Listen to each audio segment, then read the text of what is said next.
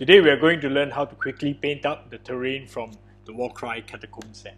That the entirety of the cosmos is accessible through each and every individual's mind, connecting to the great mind, the great spirit.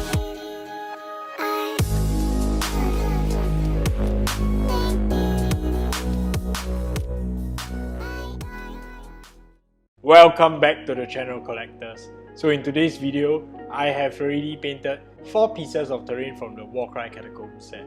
I took approximately 20 to 30 minutes on the entire paint job, and I would like to share with you how this fast and efficient technique can help you paint up the Warcry Catacombs set so that you can get some dungeon crawling experience ASAP.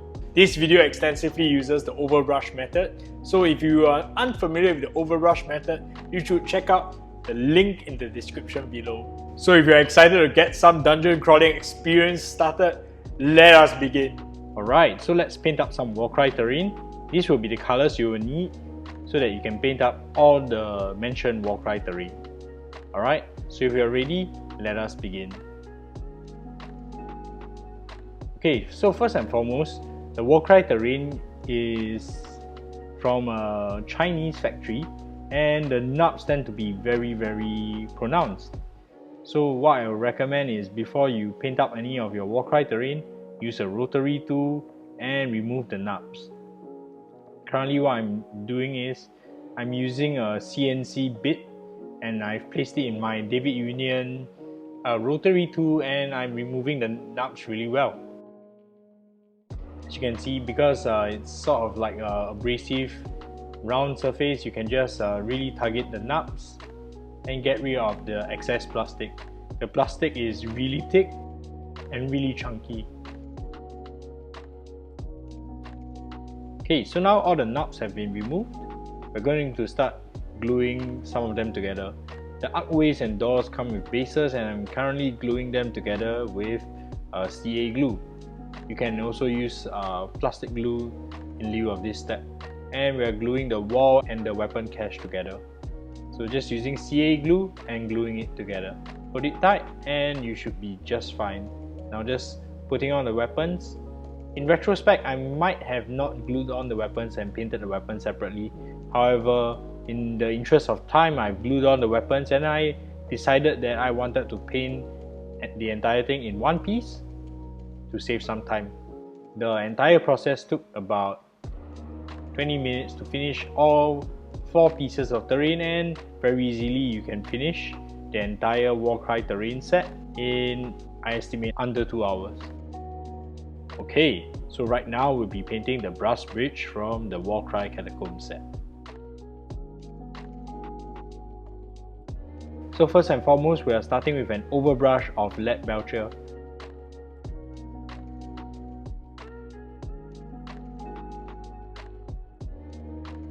At this point of time, it's very good to look at the rest of the terrain to look at which other bits need to be overbrushed in lead belcher. So some of the frames and some of the metal parts and the weapons can be overbrushed in lead belcher to save time, so that you just do one color for everything at the same time. Okay? So right here, what we're trying to do is we're trying to create as much texture as possible. The terrain piece came really smooth and really nicely sculpted. However, with the use of an overbrush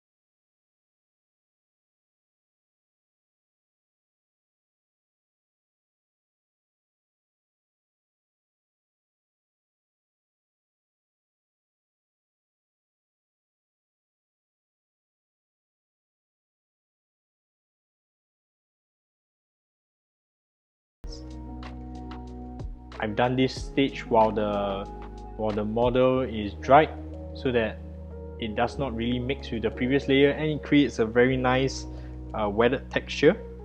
And I'm placing just a little bit of these highlights on the wall, focusing more on the highlights on the skull and less on the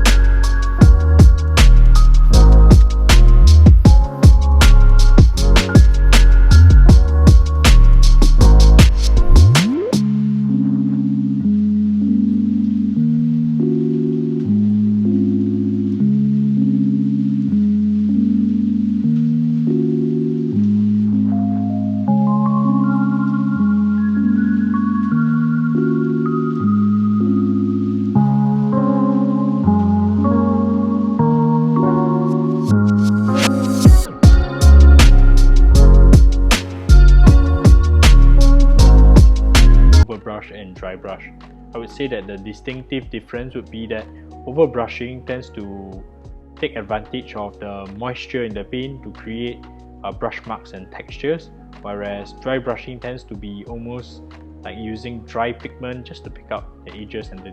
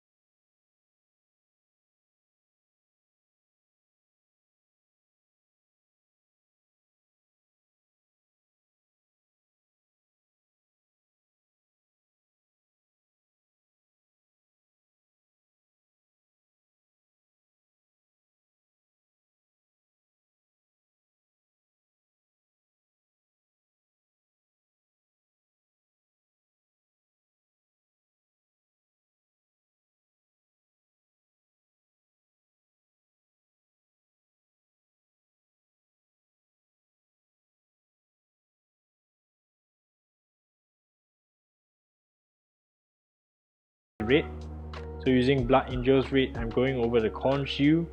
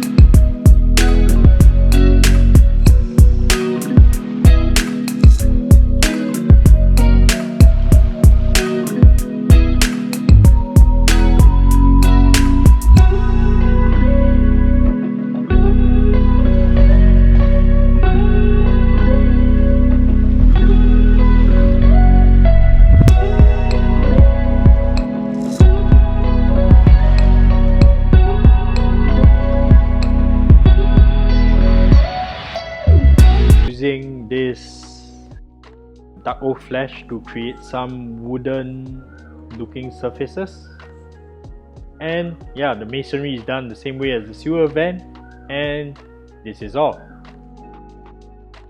So that was how you can very quickly paint up your Warcry Catacomb terrains as soon as possible with as little time as possible, and if I might add, with as little skill as possible too. Try to make use of the overbrush method to get the values correct. Then we use contrast paint to add on the colors and make everything look a lot more complicated. So what do you think? Let me know in the comments below. I'd like to take this time to thank my patrons for allowing me to do this, as their generous donations and their support allows me time to paint and record these amazing tutorials so that all of us get to become better miniature painters together.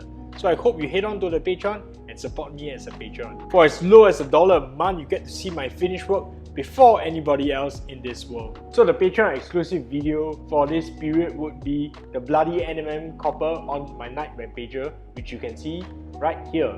So this project has been recently completed and I hope you go check that out. Alright, however, if you can't become a patron, that's okay too. I'd like to appreciate your time for watching till the end. If you felt that this content was good, do give us a like and a comment because that really helps this channel grow. Okay? So I hope to catch you in the next video where I paint up the sky of NMM for the Necron Void Dragons. See you in the next video.